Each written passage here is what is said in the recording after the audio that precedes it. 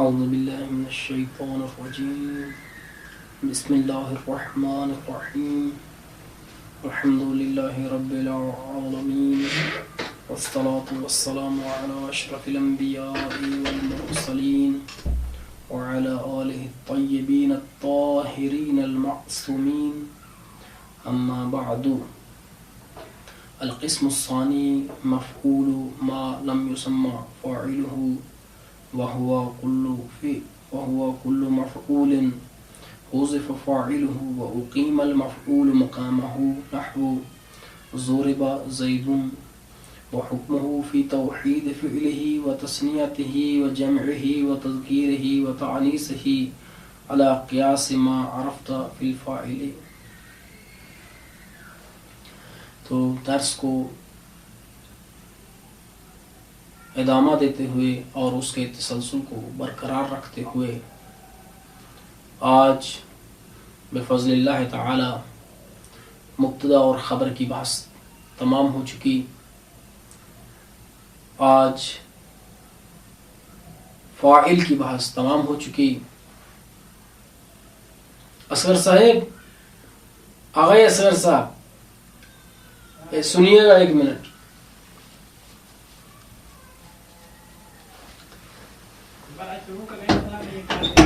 اصل میں یہ جو ہے نا میرے سے غلطی ہو گئی ہے، اس کو دوبارہ سے شروع کر دیں. نہیں کر دے، چلے دوبارہ کرتا ہوں. اگر خراب ہو جائے نا بس ابتدا میں 2-3 منٹ کے بعد تو وہیں سے ہی دوبارہ کچھ تھوڑا سا فاصلہ دے کے شروع ہو جائے، مسئلہ نہیں ہے. اچھا چلیں ٹھیک، وہ کاٹ لیں گے پھر ہمارا کوئی وہ ٹھیک ہے. ابھی بنی ہوئی ہے بس. اعوذ باللہ من الشیطان الرجیم بسم اللہ الرحمن الرحیم. چند سیکنڈ بعد میں دروازہ بند کر دوں. ٹائم بھی دیکھ لیں نا. ہاں صحیح ہے. 2.5 منٹ پہ پھر وہ آگے چلائیے گا اس میں. ہاں ادھر تو کر دوں گا، تمہیں فکر نہیں کر.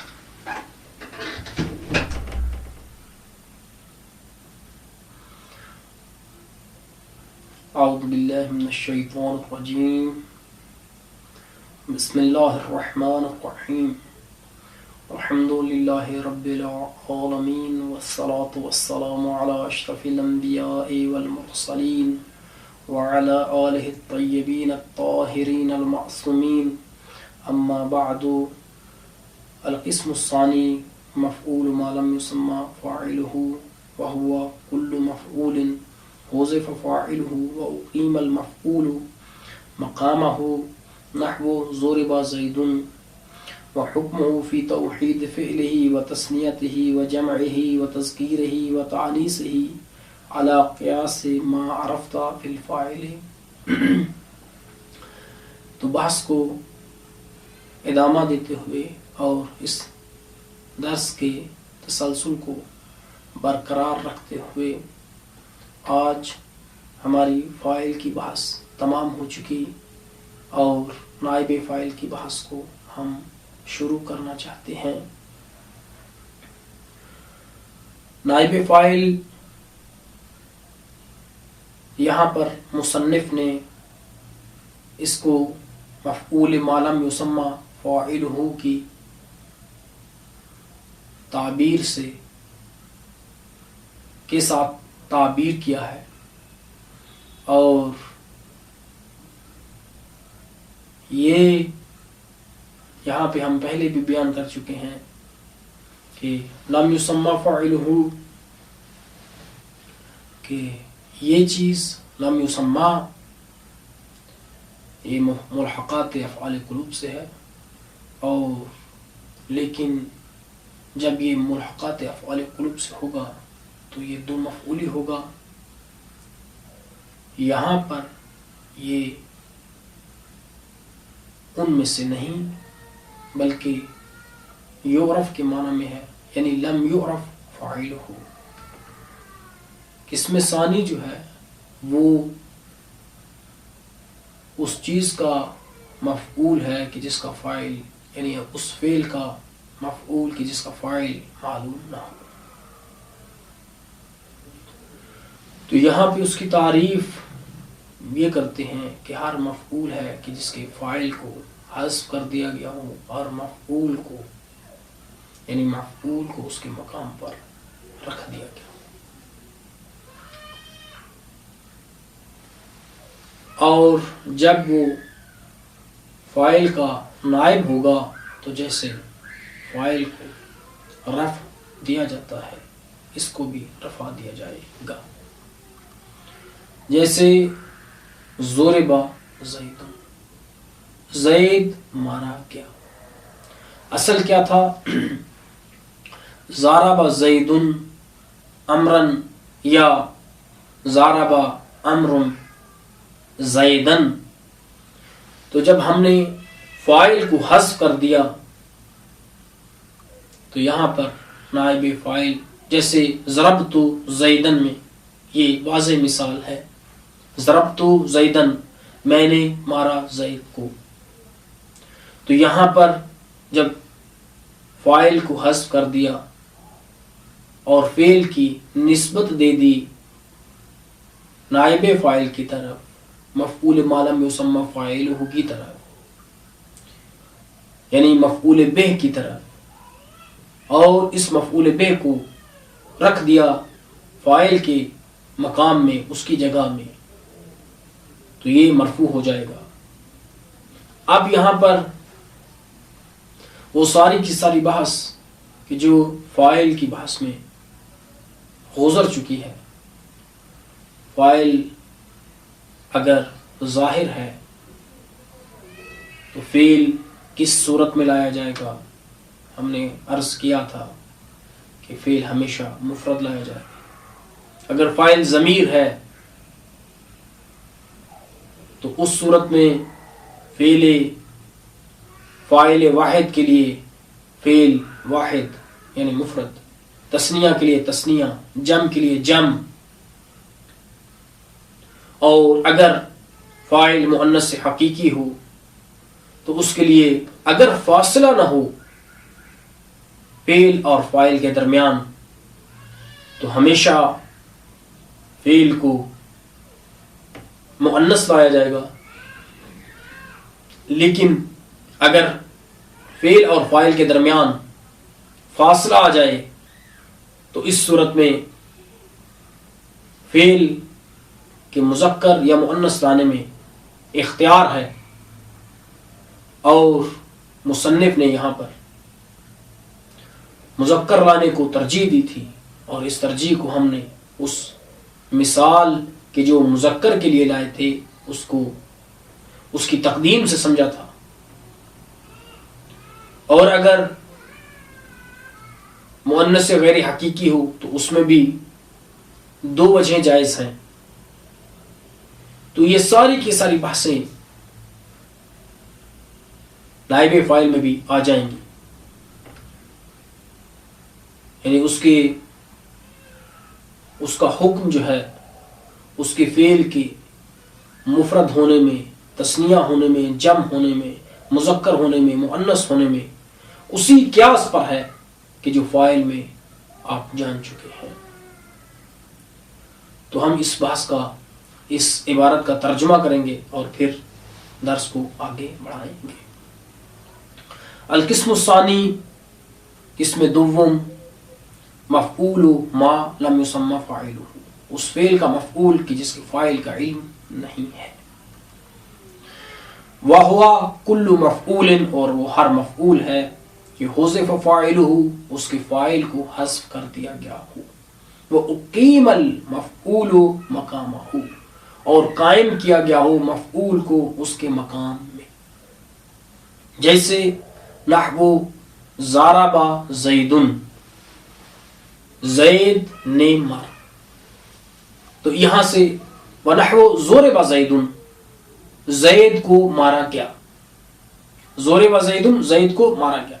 وحکمہ فی توحید فعلہ، اور اس کا حکم اس کے فعل کی توحید یعنی مفرد لانے میں، واحد ہونے میں، اور اس کے تثنیہ ہونے میں، و تثنیتہ اور اس کے تثنیہ ہونے میں، و جمعہ اور اس کے جمع ہونے میں، و تذکیرہ اور اس کے مذکر ہونے میں، و تانیثہ اور اس کے مؤنث ہونے میں، علی قیاس ما عرفت فی الفاعل، اسی قیاس پر ہے جو فاعل میں تو جان چکا ہے.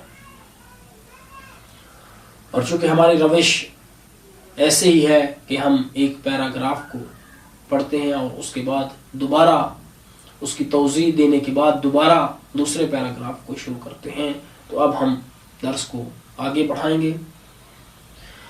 القسم الثالث والرابع المبتدأ والخبر وهما اسمان مجردان عن العوامل اللفظية احدهما مسند اليه ويسمى المبتدأ والثاني مسند به ويسمى الخبر، نحو زيد قائم والعامل فيهما معنوي هو الابتداء، واصل المبتدأ ان يكون معرفة واصل الخبر ان يكون نكرة۔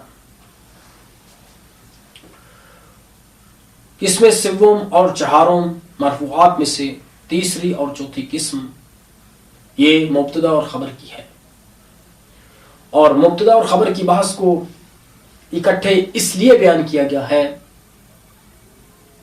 کیونکہ دونوں ایک دوسرے کو لازم اور ملزوم ہوتے ہیں۔ مبتدا اپنے معنی کو بغیر خبر کے اور خبر اپنے معنی کو بغیر مبتدا کے بیان نہیں کر سکتی،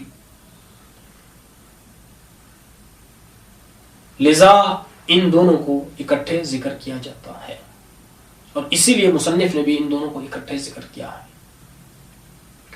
یعنی مبتدا کو اگر تنہا اس کی بحث کو ذکر کیا جاتا اور خبر کو بعد پر موقول کر دیا جاتا تو یہاں پر کلام تشکیل نہ پا سکتا، لذا کلام کے تشکیل پانے کے لیے مبتدا جیسے ضروری ہے ویسے ہی خبر کا ہونا بھی ضروری ہے،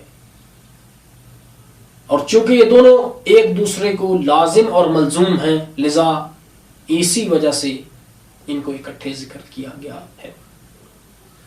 تعریف ان دونوں کی وہما اسمان مجردان عن العوامل اللفظیت، وہ دونوں اسم ہوتے ہیں مجرد ہوتے ہیں عوامل لفظیہ سے۔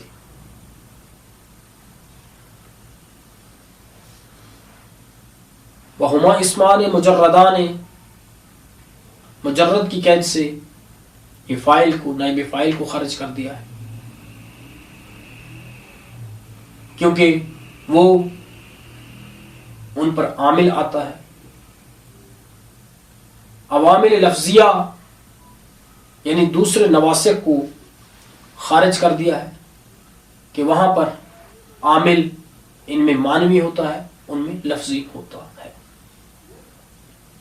احدہما مسند الیہ ویسمى المبتدأ، ان دونوں میں سے ایک مسند الیہ ہوتا ہے اور اس کا نام مبتدا رکھا جاتا ہے، والثانی مسند بہ، اور دوسرا مسند بہ ہوتا ہے اور اس کو خبر کہتے ہیں۔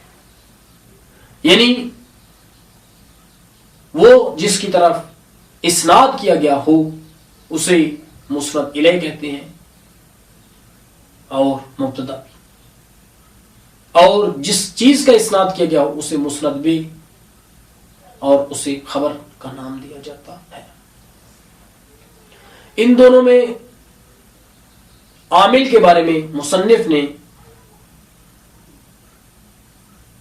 یہ کہا ہے کہ دونوں میں عامل معنوی ہے اور وہ ابتدا ہے، لیکن یہاں پر علماء کا اختلاف ہے۔ بعض نے کہا ہے کہ ابتدا مبتدا میں عامل ہے اور مبتدا خبر میں عامل ہے، تو اس صورت میں مبتدا کا عامل معنوی ہے اور خبر کا عامل لفظی کہ وہی مبتدا ہوگا۔ بعض کے نزدیک مبتدا عامل ہے خبر میں اور خبر عامل ہے مبتدا میں، تو اس صورت میں دونوں ہی کا عامل لفظی ہو جائے گا۔ لیکن مصنف ان میں سے ہیں جو کہتے ہیں کہ دونوں ہی میں ابتدا عمل کرتی ہے، مبتدا میں بھی ابتدا عمل کرتی ہے اور خبر میں بھی ابتدا عمل کرتی ہے، لذا دونوں کا عامل معنوی ہے۔ اب مبتدا میں اصلی ہے کہ وہ معرفہ ہو، لذا اگر ہمارے پاس ایک نکرہ ہو اور ایک معرفہ تو یہاں پر معرفہ کو مبتدا قرار دیا جائے گا، اور خبر، اور چونکہ خبر میں اصلی ہے کہ نکرہ ہو لذا خبر کو نکرہ کو خبر قرار دیا جائے گا. تو اس کا ہم ترجمہ کرتے ہیں. القسم الثالث والرابع، قسم سوم اور چہارم، المبتدا والخبر، مبتدا اور خبر ہے. وہما اسمان، اور وہ دونوں اسم ہیں، مجردان، دونوں مجرد خالی ہوتے ہیں عوامل لفظیہ سے. احدہما مسند الیہ، ان دونوں میں سے ایک مسند الیہ ہوتا ہے. ویسمى المبتدا، اور اس کا نام رکھا جاتا ہے مبتدا. تو یہاں پر یسمى المبتدا، اس میں یسمى میں ایک ضمیر ہے جو اس کے لیے نائب فاعل ہے، یعنی اس کے لیے مفعول اول، اور مبتدا مفعول ثانی. والثانی، اور دوسرا مسند بہ، مسند بہ ہوتا ہے، مسند بہ ہوتا ہے. ویسمى الخبر، اور اس کا نام رکھا جاتا ہے خبر. نحو زید قائم. والعامل فیہما معنوی، اور عامل ان دونوں میں